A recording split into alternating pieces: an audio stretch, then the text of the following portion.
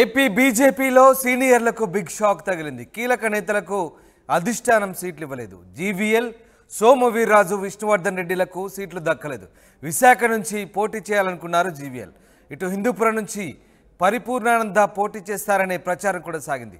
Rajahmundry seat పురంధరేశ్వర్కి ఇవ్వడంతో సోము వీర్రాజు పరిస్థితి ఏంటన్న చర్చ అయితే సాగుతుంది. మొత్తం మీద సీనియర్లకు మొండి చేయి చూపించింది పార్టీ. ముఖ్యంగా ఏపీలో చాలామంది సీనియర్లు పోటీకి ఉవ్విల్లూరాలు. కీలక నేతలకు బీజేపీ అధిష్టానం సీట్లు ఇవ్వలేదు. ప్రధానంగా జీవీఎల్, సోము వీర్రాజు, విష్ణువర్ధన్ రెడ్డిలకు సీట్లు దక్కలేదు. జీవీఎల్ విశాఖ నుంచి పోటీ చేద్దామనుకున్నారు. అలాగే పరిపూర్ణానంద స్వామి హిందూపురం నుంచి కూడా పోటీ చేస్తారంటూ ప్రచారం సాగింది. ఆయన క్షేత్రస్థాయిలో కొంత ప్రచారం కూడా నిర్వహించారు. మరోవైపు పురంధరేశ్వర్కి రాజమండ్రి సీటు ఇవ్వడంతో సోము వీర్రాజు కూడా పరిస్థితి ఏంటనే చర్చ అయితే సాగుతుంది. మొత్తం మీద సీనియర్లకైతే పార్టీలో సీట్లు దక్కపోవడంతో ప్రస్తుతం అయోమయ పరిస్థితిలో ఉన్నారు. కృష్ణమోహన్ జాయిన్ అవుతారు మనతో. కృష్ణమోహన్, ఏపీ బీజేపీలో కీలక నేతలకు అధిష్టానం సీట్లు ఇవ్వలేదు. ముఖ్యంగా ఈ నేతలకు పార్టీ పెద్ద షాక్ ఇచ్చినట్లే అనుకోవచ్చా? ఒక చర్చ అయితే జరుగుతుంది రామదాస్. మొత్తం మీద అయితే బీజేపీలో సీట్ల వ్యవహారంలో ఈరోజు జరిగిన సీట్లు, నిన్న విడుదలైన సీట్ల లిస్టులో కానీ చూసుకుంటే అయితే సీనియర్లుగా ఉన్న నేతలకి చాలా వరకు కూడా సీట్లు ఇవ్వలేదు అనేది పెద్ద చర్చ జరుగుతుంది. ఇతర పార్టీల నుంచి వచ్చిన వలస నేతలకే వీళ్ళందరూ కూడా పెద్దపీట వేశారు చెబితే, పార్టీని నమ్ముకుని ఇంతకాలం బీజేపీ పార్టీ కోసం పనిచేసి శ్రమ చేసిన చాలామంది నేతలకు, సీనియర్లకి, యంగ్ యువత నేతలకి, యువనేతలకు కూడా సీట్లు రాలేదు. బేసిక్గా మనం కానీ చూసుకుంటే జీవీఎల్ కావచ్చు, విష్ణుకుమార్ రెడ్డి కావచ్చు, సోము వీర్రాజు కావచ్చు, ఇటువంటి నేతలందరికీ కూడా ఇంకా సీట్లు రాలే. అంటే ఎంపీల సీట్లలో చాలామందికి వీళ్ళందరూ కూడా ఆశించారు. జీవీఎల్ అయితే విశాఖ నుంచి ఆశించారు. తర్వాత సోము వీర్రాజు రాజమండ్రి నుంచి ఆయన పట్టుబట్టారు. తర్వాత విష్ణుకుమార్ రెడ్డి కూడా సీటు కావాలంటూ కోరారు. అయితే ఇప్పటి వరకు ఈ వ్యవహారంలో బీజేపీకి సంబంధించిన కొంత గుసగుస అయితే స్టార్ట్ అయింది. రెండు వర్గాలుగా బీజేపీ చీలిపోయింది అనే ఒక చర్చ అయితే జరుగుతుంది. ఎందుకంటే కొంతమంది నేతలు ఇప్పుడైతే బీజేపీతోనే నమ్ముకుని బీజేపీతో కోసం ఇంతకాలం పనిచేసిన నేతలందరూ కూడా మాకెవరికి ఆ అవకాశం కల్పించలేకపోయింది, దీని వెనకాల కూడా ఒక కుట్ర జరిగింది అనేది కొందరు నేతలు మాట్లాడుతున్న పరిస్థితి. మరోవైపు సీట్లు వచ్చిన నేతలందరికీ కూడా బయట ఇతర పార్టీల నుంచి వచ్చి బడా నేతలకే సీట్లు ఇచ్చారు తప్పితే పార్టీ కోసం, పార్టీ స్థాపన, పార్టీ జరిగినప్పటి నుంచి కావచ్చు, లేకపోతే ఇతర కార్యక్రమాల్లో యాక్టివ్గా ఉన్న కొంతమంది నేతలకైతే సీట్లు రాలేదు. ఆ దిశగానే కొంత వ్యతిరేకత కనపడుతోంది బీజేపీలో కూడా.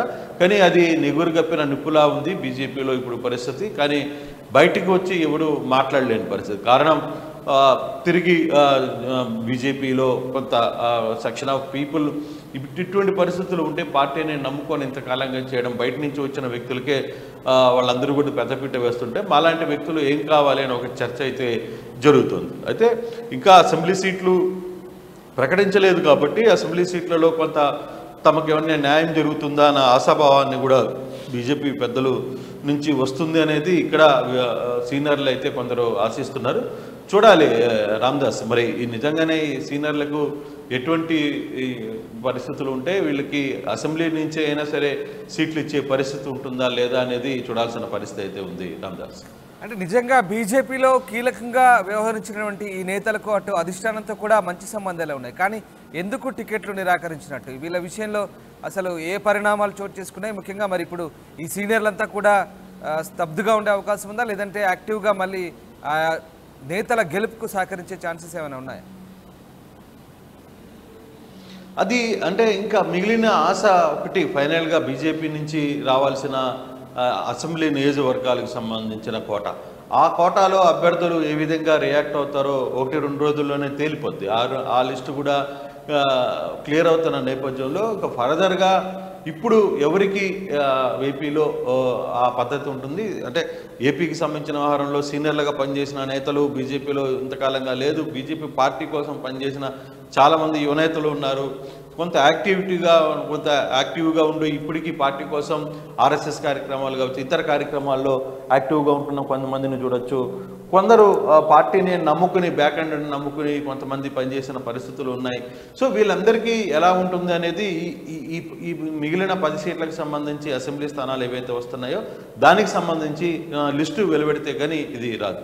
అయితే ఇప్పుడు వచ్చిన తర్వాత అసలు సమస్య మొదలవుతుంది. ఇప్పుడు రాని సీనియర్లకు కావచ్చు, రాని ఆశావాహాల పరిస్థితి ఏంటి, వాళ్ళందరూ బీజేపీలో ఉండి కొనసాగించే పరిస్థితి ఉంటుందా, లేదు ఇతర పార్టీల వైపు చూపుతారా? కాకపోతే ఇక్కడ సమస్య ఒకటి, సెంట్రల్లో తిరిగి మళ్ళీ బీజేపీ రాబోతుంది అనే సంకేతాలు చాలా బలంగా ఉన్న నేపథ్యంలో ఆ సాహసం చేస్తారా?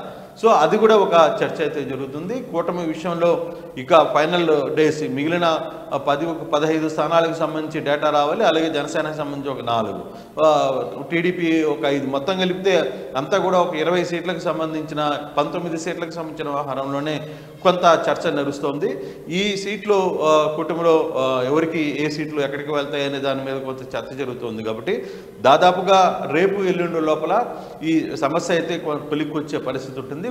టికెట్లు విడుదల అయిన అసెంబ్లీ స్థానాల ప్రకటన అయిన తర్వాత అప్పుడు బీజేపీ నేతలు ఏం చేయబోతున్నారు, వాళ్ళు ఏం మాట్లాడతారు, అప్పుడు బయటకు వచ్చి తమ నిరసనలు చెప్తారా, లేదు పార్టీ హైకమాండ్ ఆదేశాలను పాటిస్తారా లేదా అనే అంశాలన్నీ కూడా మరో 2-3 రోజుల్లో తేలిపోయే అవకాశం ఉంది. Ramadas. Right, yes, thanks for the update Krishnamohan. ఇది మొత్తం మీద ఏపీలో అయితే బీజేపీ సీనియర్లకు మొండి చేయి చూపించారు. పార్టీ కీలక నేతలకు సీట్లు ఇవ్వలేదు అధిష్టానం. జీవీఎల్, సోము వీర్రాజు, విష్ణువర్ధన్లకు టికెట్లు దక్కలేదు. విశాఖ నుంచి పోటీ చేయాలనుకున్నారు జీవీఎల్, అటు హిందూపురం నుంచి పోటీ చేస్తారనుకున్న పరిపూర్ణానంద పరిస్థితి కూడా అలాగే ఉంది. ఇక రాజమండ్రి పురంధరేశ్వరి కేటాయించడంతో సోము వీర్రాజు పరిస్థితి ఏంటన్న చర్చ అయితే సాగుతుంది. ప్రస్తుతానికి ఇంకా కొన్ని అసెంబ్లీ స్థానాల ప్రకటన మిగిలి ఉంది. అయితే మరి సీనియర్ల పరిస్థితి ఏంటి, ఏ రకంగా ముందుకెళ్తారని మాత్రం కొంత చర్చనీయాంశంగా మారిన పరిస్థితి.